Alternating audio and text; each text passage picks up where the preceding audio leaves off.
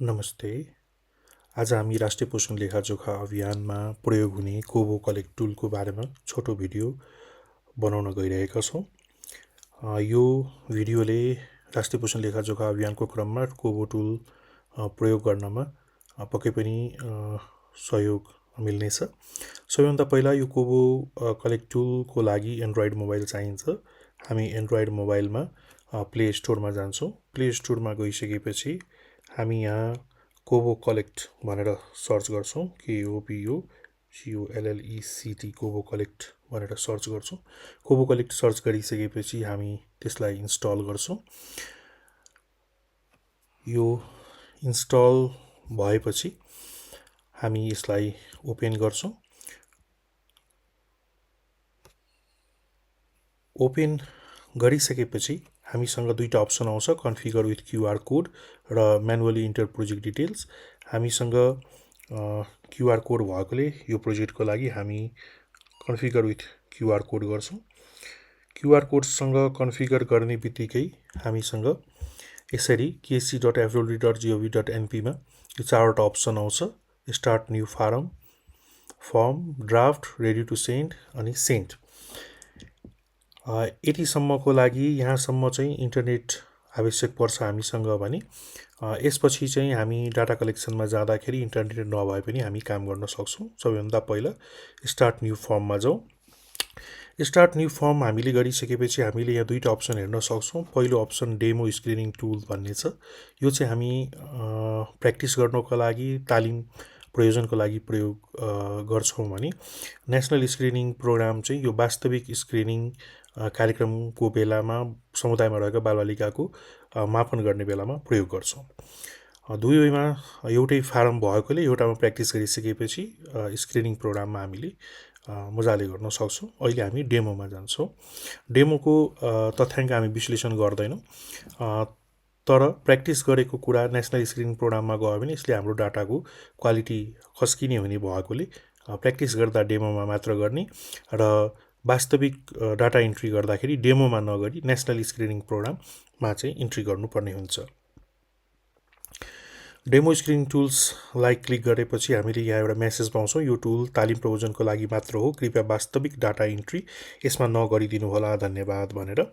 यसमा हामी नेक्स्टमा जान्छौँ। नेक्स्टमा गइसकेपछि यहाँ बालबालिकाको पोषण लेखाजोखा गर्न अभिभावकको सहमति विवरणको बारेमा छ।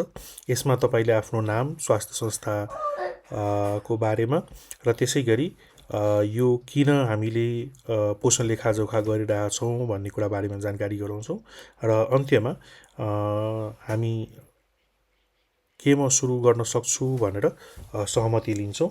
सहमति लिँदाखेरि उहाँहरूले सहमत हुनुभयो भने सक्नुहुन्छमा हामी क्लिक गर्छौँ अनि नेक्स्ट गर्छौँ। नेक्स्टमा गइसकेपछि कार्यक्रम सञ्चालन गरेको मिति, जुन मितिमा सञ्चालन गरेको हो त्यो मिति सेलेक्ट गर्छौँ। सेलेक्ट डेटमा गएर हामी मानव 15 गते गरिरहेछौँ भने हामी 15 गतेको मिति सेलेक्ट गर्छौँ। त्यसपछि कुन प्रदेश अन्तर्गत हो त्यसमा हामी प्रदेश छनौट गर्छौँ। तपाईँले यहाँ प्रदेश छनौट गर्ने बित्तिकै जिल्ला र जिल्ला छनौट गर्ने बित्तिकै स्थानीय तहको नाम अटोमेटिक आउँछ। जस्तो मानौँ मैले कोशी प्रदेश छनौट गरेँ भने कोशी प्रदेशका जिल्लाहरू यहाँ हेर्न सक्नुहुन्छ। यी जिल्लामा मानौँ मैले मोरङ छनौट गरेँ भने मोरङ छनौट गरेपछि मोरङको सबै पालिकाहरू हेर्न सकिन्छ। सो मैले उर्लाबारी नगरपालिका छनौट गरेँ। उर्लाबारी नगरपालिका छनौट गरिसकेपछि यहाँ वडा नम्बर लेख्नुपर्ने हुन्छ। वडा नम्बरमा मैले मानौँ 3 भनेर छनौट गरेँ। नेक्स्टमा गएँ। दिन आजभन्दा पछाडि जान मिल्दैन भनेपछि आज 14 गते भएकोले 15 गतेको मिति राख्न मिल्दैन, मैले 14 गतेकै मिति राख्नुपर्ने हुन्छ। हस्, यसपछि वडा नम्बर 3 राखियो। स्थान कहाँ हो, मैले मानौँ तपाईँले कुनै स्कुलमा गर्दै हुनुहुन्छ, विद्यालयको स्कुलको नाम राख्नुहुन्छ। त्यसपछि कार्यक्रम सञ्चालन गरेको स्थानको गेट पोइन्ट भन्छ। गेट पोइन्ट भनेको यो जिपिएस लोकेसन हो। जिपिएस लोकेसन भएकोले हामी जिपिएस लोकेसनको लागि पर्मिसन दिन्छौँ। पर्मिसन दिइसकेपछि यहाँ जिपिएस लोकेसन एकुरेट लोकेसन आउँछ। त्यसपछि हामी नेक्स्टमा जान्छौँ। नेक्स्टमा गइसकेपछि यो सेक्सन बीमा बच्चाको विवरण भर्नुपर्ने हुन्छ। यहाँ क्रम सङ्ख्या 1 हेर्न सक्नुहुन्छ। क्रम सङ्ख्या 1 मा बच्चाको नाम मानौँ मैले राम श्रेष्ठ राखेँ भने जाति कोड जनजाति बच्चाको छ या छैन भन्दाखेरि छैन भनेर राखेँ। बच्चाको लिङ्ग केटा हो या केटी हो हामीले राख्नुपर्ने हुन्छ। बच्चाको जन्ममिति राख्नुपर्ने हुन्छ। जन्ममिति मानौँ मैले 2081 वैशाखको 11 गते राखेँ।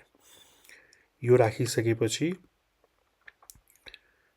बच्चाको उमेर अटोमेटिक यसमा चाहिँ हामीले हेर्न सक्छौँ 24 महिना पुरा भएको छ बच्चाको। अब 2.7 मा तपाईँले बच्चाले यस 24 महिनासम्ममा 24 महिना उमेर भएकोले 24 महिनासम्म राष्ट्रिय खोप तालिका अनुसार पाउनुपर्ने सबै खोप पाएको छ वा छैन भनेर हेर्छौँ। पाएको छ भने ठिक छ, पाएको छैन भने बालबालिकाको अभिभावकलाई छुटेको खोप प्रदान गर्नको लागि खोप छुट तालिका अनुसार नजिकको खोप केन्द्रमा प्रेषण गर्न परामर्श गर्नुहोस् भनेर मेसेज आउँछ। मानौँ यो बच्चाले खोप लगाइसकेको छ भने अब के तपाईँको बच्चा रामश्रेष्ठको पहिले पनि यसरी समुदायमा शारीरिक मापन भएको थियो? थियो भने थियो, थिएन भने थिएन। थियो भने अर्को प्रश्न आउँछ, यदि नापिएको थियो भने रामश्रेष्ठको अवस्था कस्तो थियो? यदि पहिला ऊ स्वस्थ थियो भने स्वस्थमा लाउने, यदि कडा शीघ्र कुपोषण भनेर लाउँछौँ भने त्यो बेलाको जे अवस्था थियो त्यो टिक लाउनु पर्ने हुन्छ। मैले स्वस्थ भनेर राखेँ। अब बच्चाको पाखुराको मध्यभागको परिधिको नाप मुहाक मिलिमिटरमा राख्नुपर्ने हुन्छ। मिलिमिटरमा राख्नको लागि जस्तो 12.5 सेन्टिमिटर छ भने त्यो भनेको 125 मिलिमिटर हो। 115 मिलिमिटर भनेको 11.5 सेन्टिमिटर हुन आउँछ। हामी यसमा चाहिँ मिलिमिटरमा राख्छौँ। मानौँ 125 मिलिमिटरको छ भने बच्चा यहाँ तपाईँले हेर्न सक्नुहुन्छ अटोमेटिक स्वस्थ देखायो। अब बच्चालाई मैले 115 मात्र देखाएँ भने बच्चा मध्यम शीघ्र कुपोषण हुन्छ भने मैले 110 देखाएँ भने यहाँ चाहिँ कडा शीघ्र कुपोषण आउँछ। सो भनेको मतलब तपाईँले यहाँ मुहाकको नाप राख्नुभयो भने सिस्टमले अटोमेटिक यो बच्चाको अवस्था के हो भनेर देखाउँछ। अब बच्चाको उचाइ वा लम्बाइ कुन विधि अपनाउने हो भनेर सोध्छ। 2 वर्षसम्मको बच्चाको हामी चाहिँ लम्बाइ लिन्छौँ, सुताएर लिन्छौँ। 2 वर्षभन्दा माथिको बच्चाको हामी उचाइ लिन्छौँ। तर कहिलेकाहीँ 2 वर्षभन्दा मुनिको बच्चाको पनि उचाइ लिइरहेका हुन्छौँ अथवा कहिलेकाहीँ चाहिँ 2 वर्षभन्दा माथिको बच्चाको पनि उभिन नसक्ने बच्चा छ भने हामी सुताएर लिन्छौँ। सो तपाईँले लम्बाइ लिनुभएको उचाइ लिनुभएको हो त्यो चाहिँ लेख्नुपर्ने हुन्छ। मैले उचाइ लिएँ र यो उचाइ र लम्बाइ फरक परेमा जुन 0.7 सेन्टिमिटरले मिलाउनु पर्ने हुन्छ, करेक्सन गर्नुपर्ने हुन्छ जे टेबल हेर्नको लागि, त्यो यो सफ्टवेयरले अटोमेटिक गर्छ। त्यसमा हामीले धेरै सोच्नु पर्दैन। जस्ट तपाईँले उचाइ लिनुभएको कि लम्बाइ लिनुभएको हो त्यो चाहिँ राख्नुपर्ने हुन्छ। बच्चाको उचाइ मानौँ 45 सेन्टिमिटर छ भने 45 राखियो। बच्चाको तौल चाहिँ 11 केजी राखियो।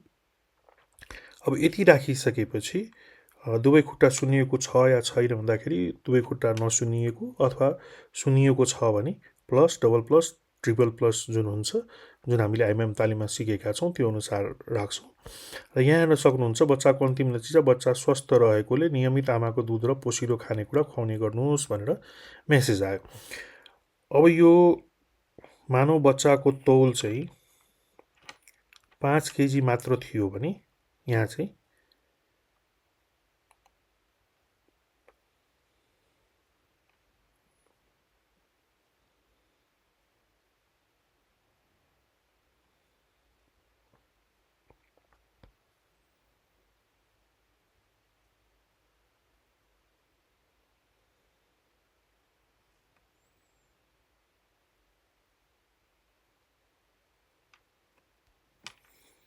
मानौ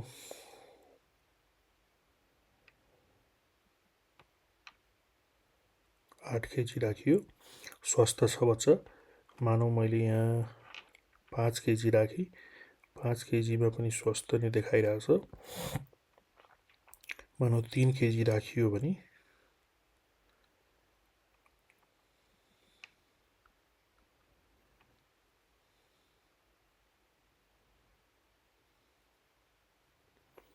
बच्चाको स्वस्थ रहेको देखिन्छ। अब यसपछि हामी नेक्स्टमा जान्छौँ।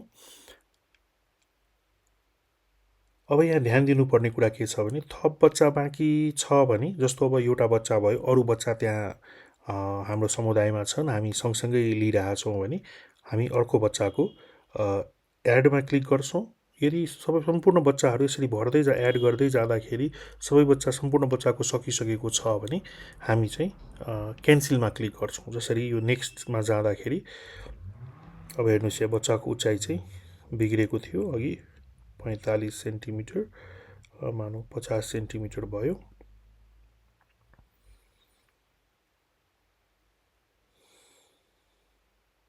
ओके, अब सेक्सन बी बच्चाको विवरण। अब थप बच्चा छन् भने हामी एडमा जान्छौँ, अर्को बच्चाको विवरण पनि भर्छौँ।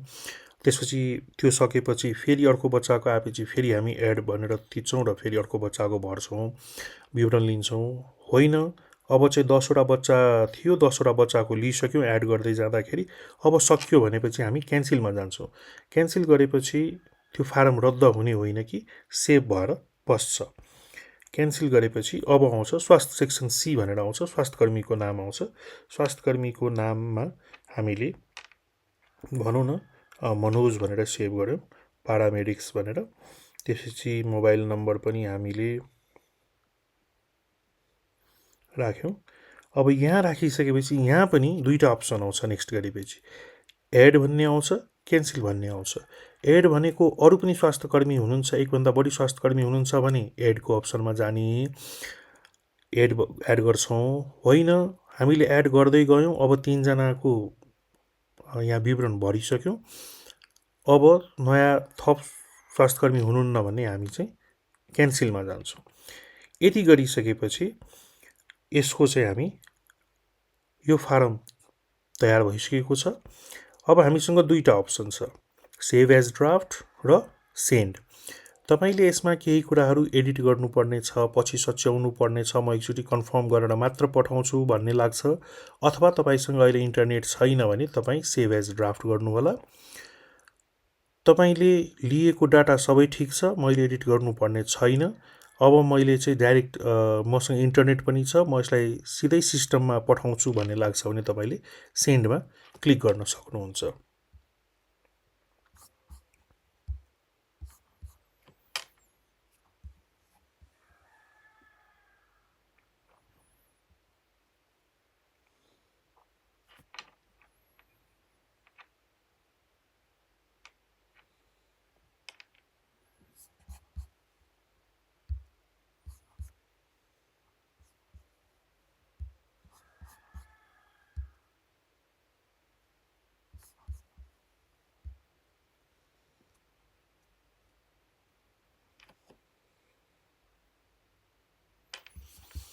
एकैछिन।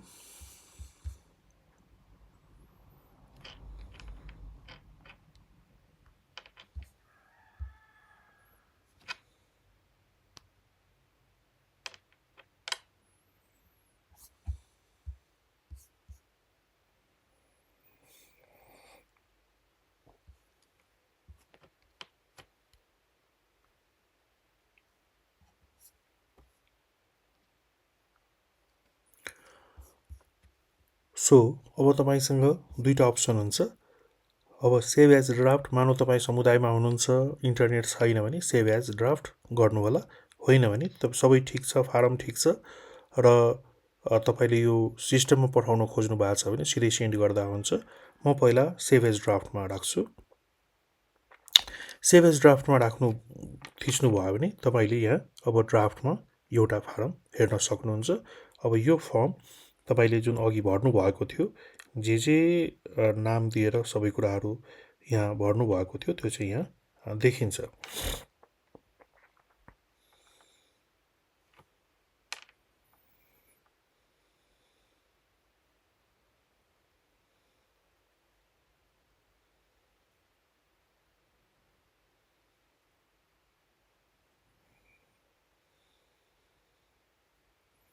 यहाँ अघि लिएका सम्पूर्ण इन्फर्मेसनहरू यहाँ हामीले हेर्न सक्छौँ।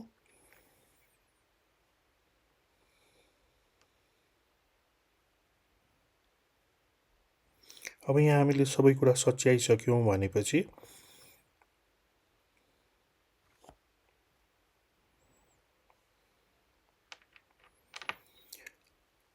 अब यहाँ हामीले सबै कुरा सच्याइसक्यौँ, ड्राफ्टमा सेभ छ। अब यसलाई हामीले जब हामी इन्टरनेट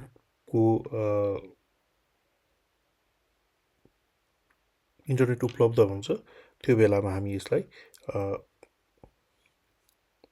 गो टु इन्ड गरेर सेन्ड गरिदिन सक्छौँ।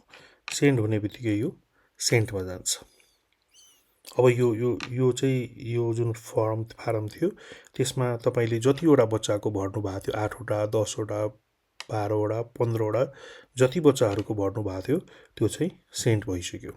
अब तपाईँले त्यही समुदायमा मानव अरू बच्चाहरू थप आउँछन् भने तपाईँले फेरि स्टार्ट न्यू फर्म गरेर नयाँ बच्चाहरू भर्न सक्नुहुन्छ। अर्को दिन गर्दाखेरि फेरि स्टार्ट न्यू फर्म गर्नुभयो भने हुन्छ। इन्टरनेट भएको बेलामा डाइरेक्ट सेन्ड सिक्दा पनि भयो। इन्टरनेट नभएको बेलामा तपाईँले सेभ एज ड्राफ्ट गरेर पछि जहाँ इन्टरनेट उपलब्ध हुनुहुन्छ तपाईँको कार्यालयमा तपाईँको घरमा त्यहाँ तपाईँले सेन्डमा चाहिँ थिच्न सक्नुहुन्छ। सेन्ड गरिसकेपछि यो चाहिँ हाम्रो सेन्ट्रल सर्भरमा सेन्ट्रल सिस्टममा चाहिँ देखिन्छ। यति नै हो यसमा गर्नुपर्ने। यसमा मुख्य चाहिँ याद गर्नुपर्ने कुरा भनेको नेक्स्ट गरिसकेपछि थप्नुपर्ने छ बच्चाहरूको अथवा स्वास्थ्यकर्मीको नामहरू थप्नुपर्ने छ भने एड अप्सनमा जान्छौँ, होइन भने चाहिँ हामी क्यान्सिलमा जान्छौँ। त्यो क्यान्सिल भनेको फारम रद्द हुने होइन कि त्यो फर्मको काम सक्यो, अब त्यो सेभ मोडमा चाहिँ जान्छ, त्यसको लागि चाहिँ प्रयोग हुन्छ यो। यसमा चाहिँ सुरुमा यो कोबो कलेक्ट एप इन्स्टल गर्नलाई तपाईँलाई इन्टरनेट चाहिन्छ भने त्यसपछि यो सेन्ड गर्नलाई इन्टरनेट चाहिन्छ। कलेक्ट गर्ने बेलामा यो फर्म अटोमेटिक डाउनलोड हुन्छ तपाईँको मोबाइलमा। तपाईँले जति चाहनुहुन्छ बच्चाहरूको ड्राफ्ट भर्सनमा तपाईँ सेभ गर्दै जान सक्नुहुन्छ। एउटै फारममा 10वटा 15वटा बच्चाको पनि गर्न सकिन्छ। कहिलेकाहीँ 5वटा बच्चा एउटा लटमा गरियो, त्यसपछि एउटा फर्म बन्छ। त्यसपछि अरू बच्चाहरू फेरि 4-5वटा बच्चा पछि आयो भने त्यो 4-5वटा बच्चाको फेरि अर्को फर्म हुनसक्छ। फर्म जति भए पनि फरक पर्दैन। तपाईँको लोकेसन र सबै कुरा नामहरू त्यहाँ हुने भएकोले त्यसलाई त्यही रूपले चाहिँ हामी डाटा चाहिँ सिस्टमबाट जेनेरेट गर्छौँ। हस्, धन्यवाद।